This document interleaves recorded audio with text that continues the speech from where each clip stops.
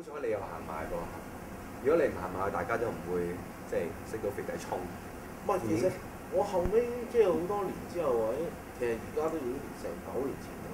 嗯。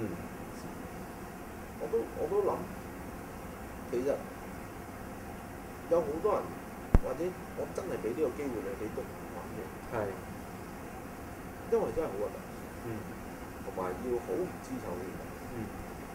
咁我可能天生自己面皮比較厚嘅，同埋即係皮下層比較厚，所以就即係我又覺得，我為咗嗰個，我覺得有時為咗個目標，中間有少一定要有啲難堪嘢嘅。嗯。太順風順水咁行過去嗰啲唔係真嘅路。同樣俾咗你都唔會珍惜嘅。你唔覺得係啲乜嘢？嗯。即係一定會係咁樣嘅，所以而家好多年輕人好容易犯事嘅，因為佢太容易得到一啲嘢。當你太容易得到，你唔會珍惜，你唔會覺得佢係可貴嘅時候，你咪去糟蹋佢。好多時都係咁樣。OK。好啦，少林足球之後咧就，即係你有多一條路，就做埋演員，編劇、演員。咁跟住點樣行導演呢條路咧？點樣我第一部戲咧？都係嗰句啦，我又冇放棄過心中嗰條火嘅。其實當我23歲離開無線嘅時候，我就同自己講，我俾7年時間啦，30歲之前，我去買一個失敗嘅經驗。就算30歲之前輸咗，我都可以重新再嚟。咁當日我就同自己講嘅就係，我要30歲之前做到第一次嘅一個電影嘅導演，話之冇人睇，我都要做到嘅。咁我其實往後我一路其實我每做一樣嘢，我都係自己向住呢個方向。咁當中做演員梗係維持生計啦，當然，同埋有時係做咗演員之後發覺係其實對導演都好難，對做導演係有好大幫助。咁所以亦都樂於繼續去做。咁我一路就算我拍戲嘅時候，其實我冇放棄過，我繼續喺度。我見到啲乜，我諗到啲乜，我就即刻去創作一個劇本，創作一個故仔，我就自己即刻寫低。咁係拍我到05年一次機會嘅時候咧，突然間有一個朋友，咁佢係做電影發行嘅，喺電影監製之類咁樣。咁佢就突然間喺我諗到一個故仔，咁我要有啲修改。咁我打翻開個電腦入邊個 file，咁我自己喺度改嘅。咁佢問我呢個咩嚟？我話呢個係我自己諗嘅，將來希望有機會拍下咧。咁佢靜靜跟將我成個故仔，因為大約3000字嘅，咁佢慢慢睇下，我睇唔睇得啊？我睇咯。咁佢睇完之後話：喂，好得意喎！跟住我話：係啊，好得意㗎，不過香港唔會有人睇㗎。呢個故仔一定唔會有人睇。佢話：唔好理佢啦，但係好創新喎，即係個意念好創新。其實嗰個就係得人。OK。05年嘅時候。05年嘅時候。咁佢就話點解？因為佢話點解我寫呢個劇本啊，或者寫呢個故事啊？其實當然係悲壯我一個朋友嘅真人真事啦。咁我覺得好得意嘅，所以我寫少少。第二就係我發覺香港電影發展咗100年啦，啱啱今年2009年發展咗100年，都冇一套幫男人講嘢嘅愛情片嘅。所有愛情片嘅男人一定係衰人，個女人點衰都係好人。咁我好奇怪，我覺得呢樣嘢好奇怪。喺電影上嘅邏輯啊、常理啊，咁都係一個好奇怪嘅嘢。都做錯事，壞人咧有惡報㗎啦，係咪？咁點會做完衰人之後有好報㗎？但係香港電影就係即係對女性嗰種體驗就係要咁樣。咁我覺得好奇怪，咁所以我寫到咁嘅本。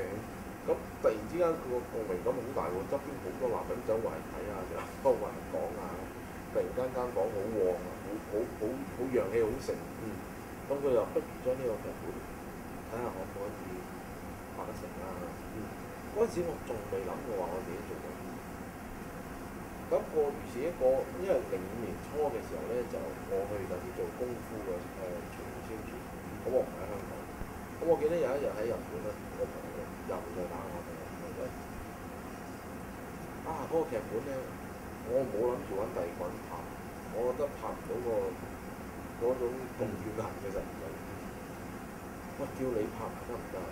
我話咁其實我之前都有接觸過其他嘅導演經驗嘅，即係一啲短片啊嗰啲都有啲多。咁我話等我點解唔睇啫？我寫得呢個劇本，我梗係有晒條場㗎啦。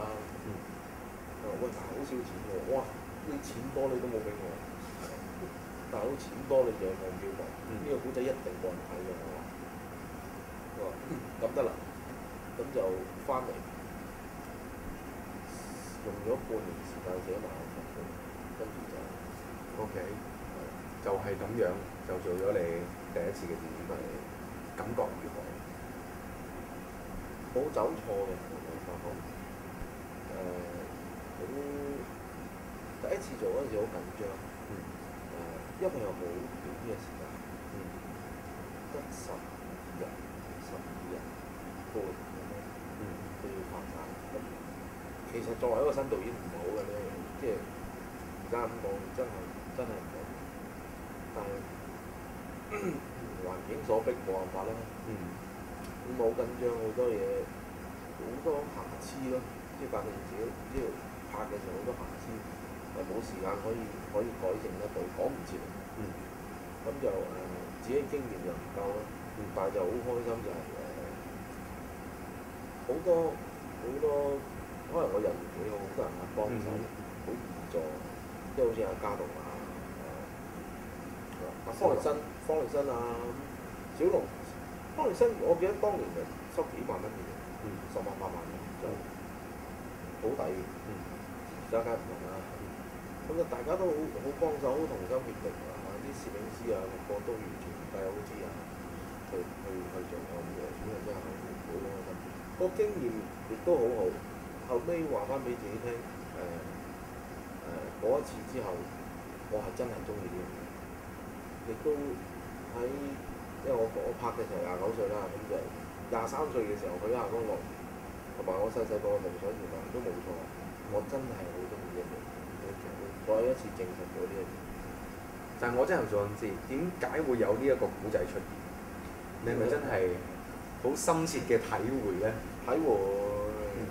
係啊，我係我一個由中學同我一齊到而家都係好朋友嘅同學嘅一個真正嘅古仔。OK，佢就嚴重啲，佢就去到進化到佢已經結咗婚，再離婚，再結婚再離婚咁嘅階段。咁我睇完佢，我靈感嚟嘅時候係佢第一次離婚嗰陣時就出嚟哭訴。我真係好唔好意思，佢屋數我喺度笑，咁我覺得好事。一路翻去就下聲將佢呢個故事寫嚟。OK，唔係我覺得啦，如果個 timing 上咧可以配合好啲咧，其實套戲咧應該會即係多人睇啲，或者個 noise 會大啲。其實我覺得又係行得快咗。